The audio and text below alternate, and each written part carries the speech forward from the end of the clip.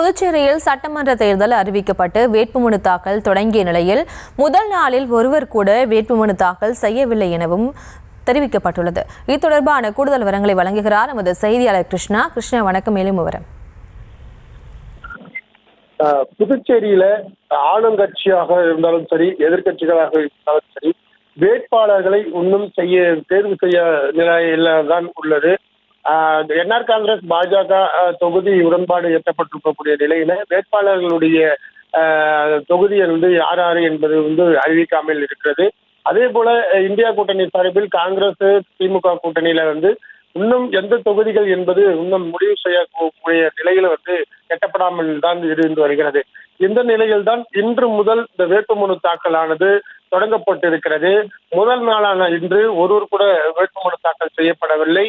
17 மையங்கள் அதிகாரிகள் தயார் நிலையில் இருந்தும் ஒருவர் கூட வேட்புமனு தாக்கல் செய்யப்படவில்லை என மாவட்ட நிர்வாகம் சார்பில் தெரிவிக்கப்பட்டிருக்கிறது. மேலும் வருகின்ற 23ஆம் தேதியோட இந்த மனு தாக்கலானது நிறைவு பெறுகிறது.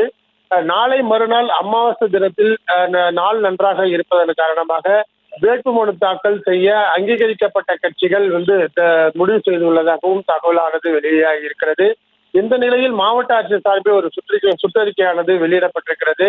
வேட்பாளர்களிடமிருந்து வேட்பு மனுக்கள் பெறப்படும். வேட்பு மனு தாக்கல் பூர்த்தி செய்வது, வேட்பு மனுக்களுடன் வேட்பாளர்கள் சமர்ப்பிக்க வேண்டிய ஆவணங்கள், பாதுகாப்பு வைப்பு தொகை செலுத்துதல், சத்தியப்பிரமாணம் சமர்ப்பித்தல் மற்றும் வேட்புமனு சமர்ப்பிக்க வேண்டிய பொழுது கடைபிடிக்க வேண்டிய நெறிமுறைகள் குறித்து நாளை, அதாவது 17ஆம் தேதி 2 மணி அளவில் புதுச்சேரி வழுதாவூர் சாலையில் இருக்கக்கூடிய மாவட்ட ஆட்சியர் அலுவலகத்தில் பயிற்சி வகுப்பானது நடத்தப்படுவதாக மாவட்ட ஆட்சியர் தகவல் தெரிவித்திருக்கிறது.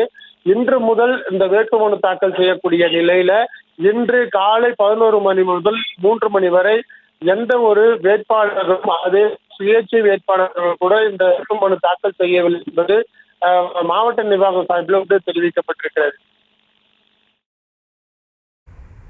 விவரங்களுக்கு நன்றி கிருஷ்ணா.